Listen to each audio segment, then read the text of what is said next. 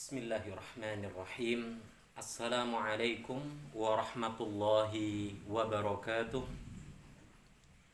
Alhamdulillahi rabbil alamin.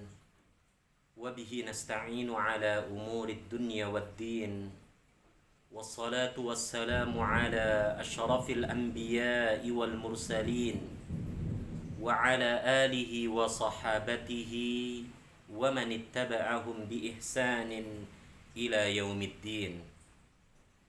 Amma ba'du, saudaraku, saudariku seiman yang semoga senantiasa dirahmati dan diberkahi oleh Allah Subhanahu wa taala. Pada kesempatan yang berbahagia ini, insyaallah kita akan melanjutkan pembelajaran kita, yaitu pembahasan dari ilmu sharaf. Seperti yang telah kita pelajari di kesempatan-kesempatan sebelumnya, bahwa ilmu sharaf adalah ilmu yang mempelajari tata bentuk kata dalam bahasa Arab.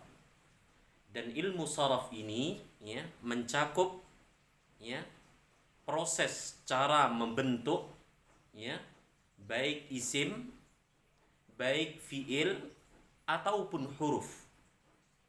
Dan pada pembahasan kita pada pertemuan sebelumnya, termasuk pada pertemuan kali ini, kita fokus kepada memproses, membentuk, yaitu kata kerja dalam bahasa Arab dari bentuk satu ke bentuk yang lainnya.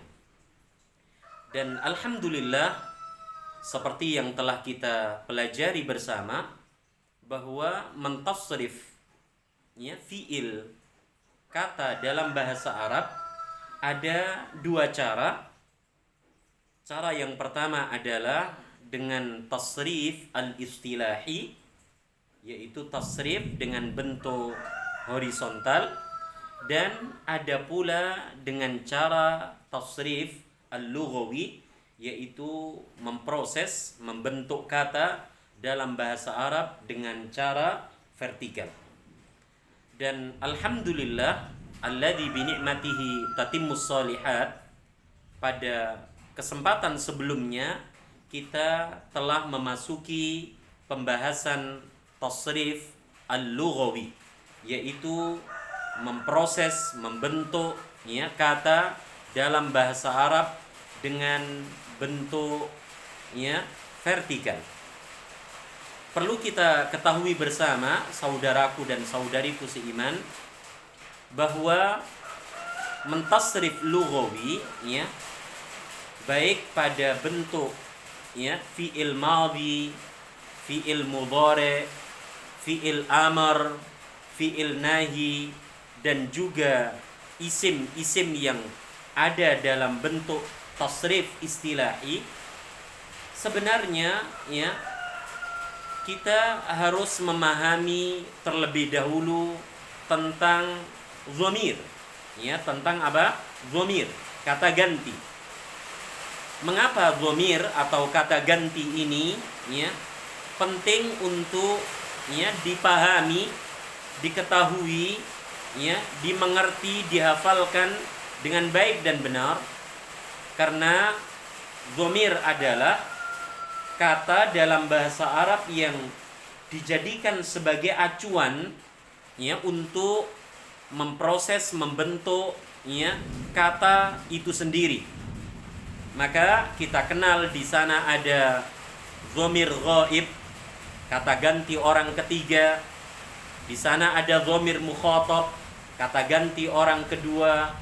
Dan di sana ada dhamir mutakallim, yaitu kata ganti orang pertama. Maka dhamir ini, pembahasan dhamir ini harus dikuasai, harus dimengerti dengan baik dan benar.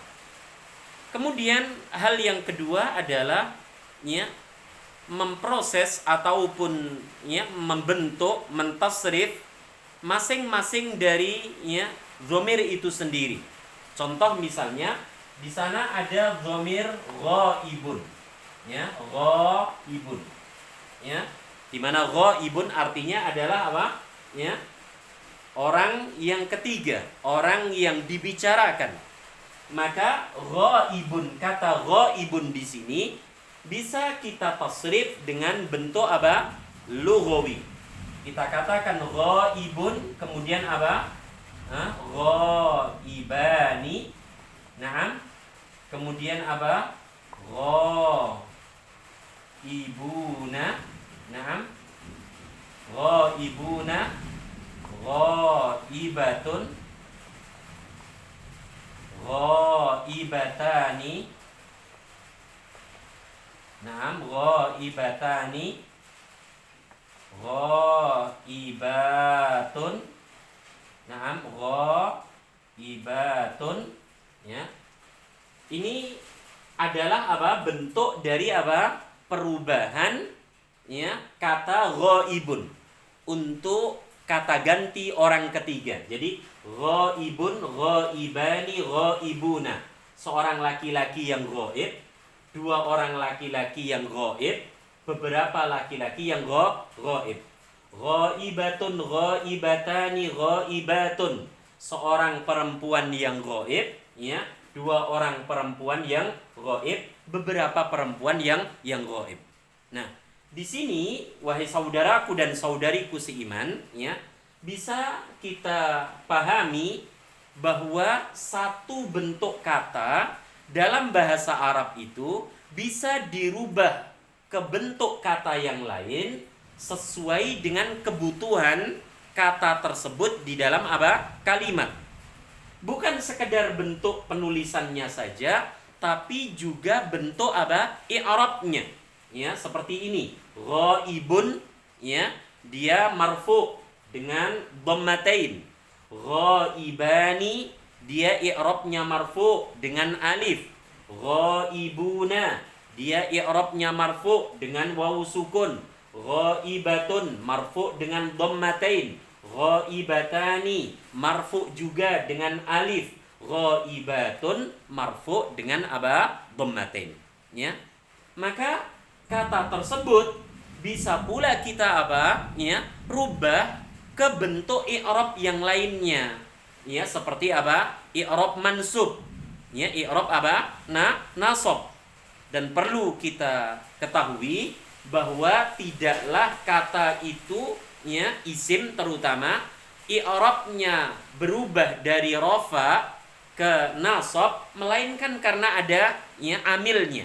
Ya, salah satu amilnya adalah apa? Misalnya kita dahului dengan apa? Inna. Maka berubah di sana inna, naam, ghaibun, ghaiban, naam, inna ghaiban. Kemudian apa? Inna ghaibaini, naam, ghaibaini. Kemudian apa? Naam, inna ghaibina. Naam, ghaibina. Jadi perhatikan di sini. Setelah didahului oleh apa? Inna, maka ghaibun berubah menjadi apa? Ghaiban. Inna ghaiban. Inna ghaibaini. Ghaibaini. Inna ghaibina. Ya, ada perubahan. Begitu pula seterusnya ketika apa? Kita, ya, masuk ke yang muannas, ya, yaitu apa? Inna ghaibatan. Naam, ghaibatan. Ya. Kemudian apa? Inna sama ghaibataini. Naam, ghaibataini.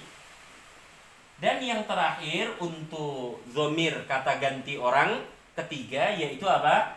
Inna ghaibatin. Naam, ya, ghaibatin.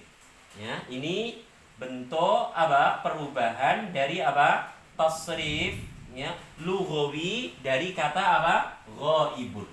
Ya. Begitu pula seterusnya ketika, ya, kata ghaibun kita rubah dari i'rabnya marfu menjadi apa? Mansub, ya. Yang terakhir apa? Majrur. Maka harusnya kita ketahui bahwa tidaklah isim itu i'rabnya berubah dari marfu ke mansub ke majrur, melainkan karena ada apa? Amilnya. Karena ada kata yang mempengaruhi dia. Salah satunya adalah apa? Huruf B. Ya, kita tahu huruf B salah satu dari bentuk huruf jar yang fungsinya adalah apa? Mengejarkan kata sesudahnya. Maka kita rubah ghaibun, inna ghaiban menjadi apa? Bi ghaibin. Naam, ada perubahan. Bi ghaibin. Ya, begitu pula seterusnya ya. Bi naam ibaini. Sama ya. Naam. Sama dengan ketika dia apa? Ya mansub. Bi ghaibaini. Kemudian apa? Bi ya ibina. Nah, ibina sama dengan ketika dia apa? Mansub. Kemudian apa? Naam. Bi ibatin. Naam, ibatin. Ya. Kemudian apa? Bi naam sama dengan ketika dia mansub ya. Ibataini. Naam. Ibataini, dan yang terakhir adalah apa? Bi naam. Bi ibatin sama ketika posisi dia apa? I'rabnya mansub. Nah, ini yang harus kita ketahui, perubahan ya bentuk pentasrifan isim ya kan untuk kata ganti orang ketiga dari marfu ke mansub berubah menjadi apa? Majrur. Nah, di sana harus ya antum dan antuna kenali bahwa mentasrif kata dalam bahasa Arab itu bukan sekedar ya berubah bentuk penulisan dari awal ya sampai akhirnya, tapi juga apa? Ya i'rabnya. Ya, perhatikan misalnya ghaibun berubah menjadi ghaiban. Ya, tambahan alif. Ghaibun ghaiban berubah menjadi apa? Ghaibin. Begitu pula ghaibani berubah menjadi apa? Inna ghaibaini. Ya, perubahan penulisannya. I'rabnya juga apa? Ya, berubah dari marfu, contohnya ketika musanna dengan alif, ya kan? Ketika mansub, ketika majrur, musannanya dengan apa? Ya sukun. Ya. Ketika berbentuk apa? Jama, ya rofaknya dengan apa? Wawu sukun. Ketika nasab, jamaknya dengan apa? Ya sukun. Begitu pula seterusnya. Jadi dari contoh ya pentasrifan kata ghaibun ya berubah menjadi apa? Ya bentuk yang lain ini, maka kita pun juga harus apa? Ya memahami bukan sekedar isim yang bisa ditasrif, tapi juga apa? Fiil. Ya. Begitu pula dengan apa? Huruf ketika kita ya sambungkan dengan apa? Dhamir. Nah, ini ya bentuk perubahan dari kata apa? Ghaibun. Sedangkan bentuk perubahan dari kata yang lain ya yaitu apa? Kata ganti orang kedua ya. Kita hapus terlebih dahulu gitu ya. Nah, setelah apa? Ghaibun, di sana ada apa? Mukhatabun. Ya. Maka berubah ya. Misalnya apa? Kata mukhatabun. Nah, kata ganti orang kedua. Mukhatabun. Naam. Mukhatabani. Naam. Kemudian apa? Mukhatabuna. Naam. Kemudian ya, berikutnya mukhatabatun. Naam. Mukhatabatun. Nah, untuk yang dualisnya mukhatabatani. Mukhatabatani. Nah, mukhatabatani. Kemudian apa? Mukhatabatun. Ya. Nah, ya mukhatabatun. Ini ya perbedaan ketika kita mentasrif kata ghaibun ya. Tadi kata ganti orang ketiga, sekarang apa? Mukhatabun, kata ganti orang apa? Kedua. Perhatikan di sini mukhatabun, mukhatabani, mukhatabuna, mukhatabatun, mukhatabatani, mukhatabatun. Nah, sama sebenarnya dengan kata ghaibun tadi, ya. Ketika dia marfu, mufrad dengan dhammah, mutsanna dengan alif, jamak mudzakkar dengan wawu sukun, sedangkan apa? Jamak muannats salim ya dengan apa? Dhammah juga. Sama ketika posisinya dia apa? Mufrad.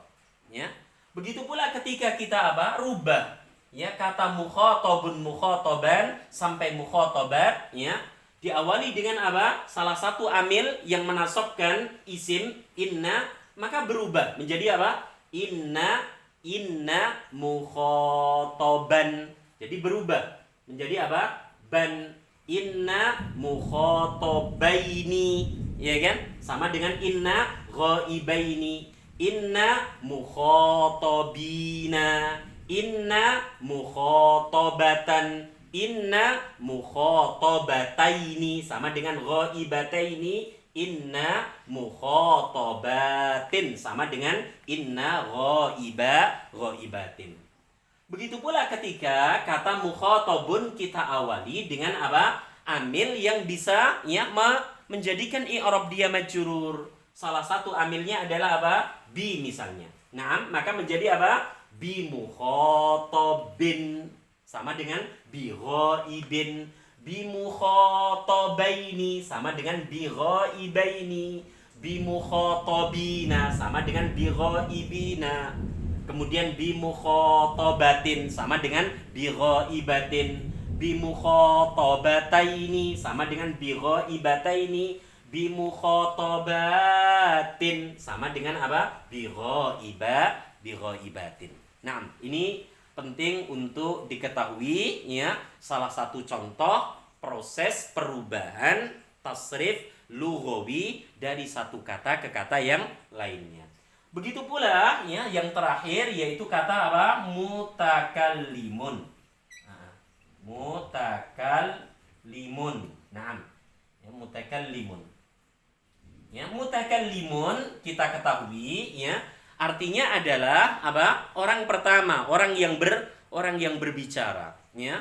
Maka perlu kita ingat bahwa dhamir mutakallim, kata ganti orang pertama, wahai saudaraku dan saudariku, ya, dia memiliki dua dhamir. Beda dengan sebelumnya ya. Ghaib ada 6, mukhatab juga ada 6. Sedangkan dhamir kata ganti orang pertama mutakallim, maka hanya didapati dua dhamir. Dua dhamir itu adalah dhamir apa? Ana dan dhamir apa? Na'am. Nahnu. Ya, jadi dhamir ana dan nahnu. Dan kedua dhamir ini ya berfungsi untuk apa? Dua jenis. Baik jenis mudzakkar ataupun jenis apa? Muannats.